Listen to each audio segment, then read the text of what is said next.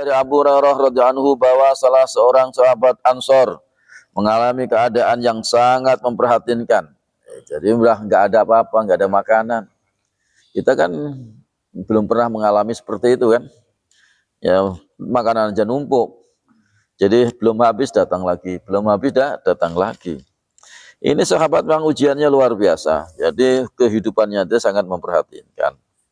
Maka ia keluar rumah, sedangkan di rumahnya tidak ada makanan sedikit pun.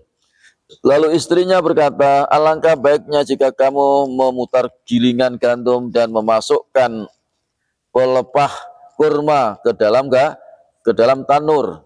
Jadi pelepah kurma digiling agar tetangga-tanggamu mendengar suara gilingan gandum dan melihat asap keluar dari tanur.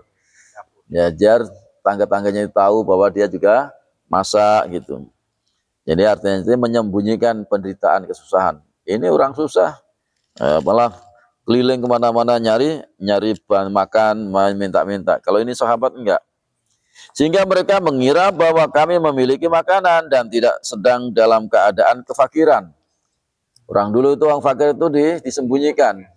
Orang sekarang enggak fakir, pakaiannya malah apa? Cari pakaian yang jelek-jelek, ada sobek, cari rompeng, kemudian ke pasar nyari minta-minta. Padahal dia di rumah juga masih banyak. Ya. Di kampungnya rumahnya gede, punya TV, tapi di sini minta-minta. Nah, itu.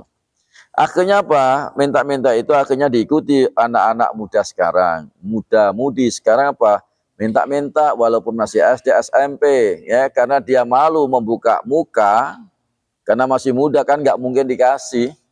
Biasanya yang dikasih itu kan orang yang sudah udur, kemudian mungkin ada pincang, kemudian ada, pokoknya sudah ada udur lah.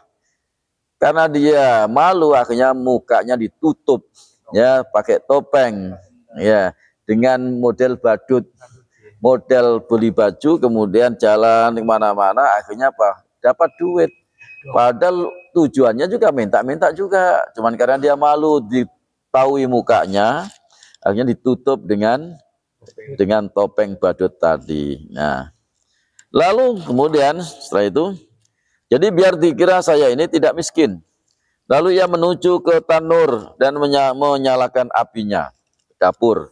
Lalu duduk memutar giling gandumnya, padahal nggak ada isinya. Kemudian suaminya datang dan mendengar suara putaran gilingan gandum, istrinya datang untuk membukanya pintu. Si suami bertanya, apa yang sedang kamu giling? Istrinya menceritakan kejadian yang ia alami kepada suaminya. Mereka pun masuk ke dalam rumah, sehingga gilingan gandum milik mereka sedang berputar dan mengeluarkan tepung hingga semua wadah yang ada di rumah itu telah penuh berisi gandum. Ya, kemudian si istri keluar menuju tanurnya tadi, yaitu yang berada di luar rumah. Di sana ia mendapatkan bahwa di dalamnya penuh berisi roti.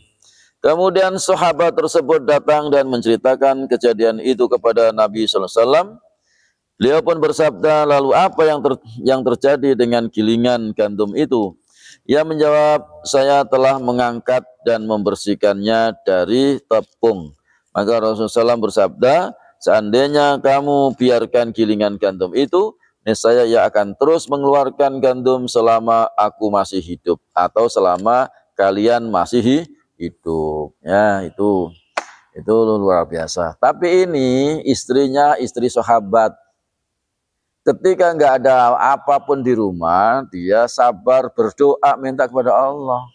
Tapi kalau istri kita, kalau nggak ada beras, nggak ada duit buat beli lauk, bukan minta kepada Allah. Kalau tadi sahabat kan langsung doa minta kepada Allah. Kalau istri kita boro-boro, ya, boro-boro minta sama Allah. Tapi yang jelas bisa marah-marah gitu. Di rumah nggak ada duit, nggak ada mang dimakan, di rumah aja itu, ya, pergi sana, ya, pergi sana nyari duit. Ini ternyata berapa? Istrinya itu orang hebat ini. Suaminya kan pergi tadi, ternyata istrinya yang dia memang mungkin amalannya luar biasa. ibadahnya, zikirnya, kedekatan kepada Allah, sehingga Allah tolong. Suaminya nggak ada apa-apa, keluar dari rumah, kemudian istrinya ya berdoa kepada Allah, Allah Subhanahu wa taala tolong sehingga diberikan gandum ya, keluar dari gilingan gandum, walaupun nggak ada gandumnya yang diisikan tadi, tapi ternyata nyumber. Seandainya tidak dibersihkan oleh suaminya, itu tidak akan habis-habis. Mudah-mudahan kita bisa mengambil pelajaran bahwa sesungguhnya di dalam kesempitan pasti ada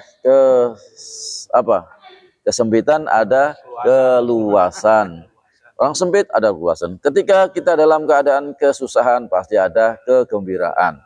Ada kesusahan, nggak ada rezekinya yang lancar, sabar dulu. Nanti juga nggak lama juga akan datang. Karena apa? Karena Allah Subhanahu wa taala sudah berjanji inna ma'al usri yusran.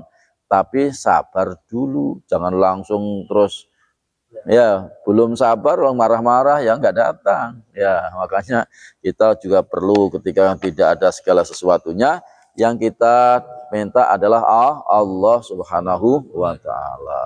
Dengan sungguh-sungguh insya Allah dapat dari wallahu alam bis.